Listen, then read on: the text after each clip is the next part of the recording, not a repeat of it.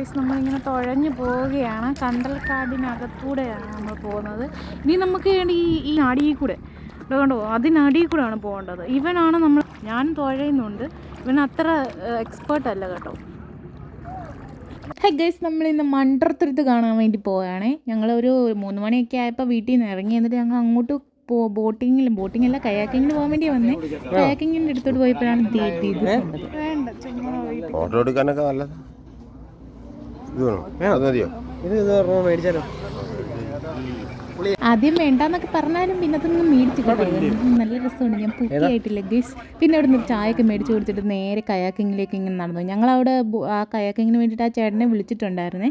ഒരാൾക്ക് 150 രൂപ വെച്ചാണ് പറഞ്ഞത്. ഞങ്ങൾ 2 പേരുള്ളതുകൊണ്ട് 300 രൂപ വെച്ച് 300 രൂപ മേടിച്ചു 1 അവറിന് വേണ്ടിയിട്ട്. പിന്നെ ലൈഫ് ജാക്കറ്റൊക്കെ ഇട്ട് ഞങ്ങൾ കയറി തുഴഞ്ഞു. ആദ്യം അവർ പറഞ്ഞൊക്കെ തരും ഇങ്ങോട്ട് തുഴഞ്ഞാൽ ഇങ്ങോട്ട് പോകുന്നൊക്കെ. ഞാൻ പെട്ടെന്ന് പഠിച്ചു. എന്ത് ചെയ്യാനാണ്, എനിക്കെല്ലാം പെട്ടെന്ന് പഠിക്കാൻ പറ്റുന്നുണ്ട്.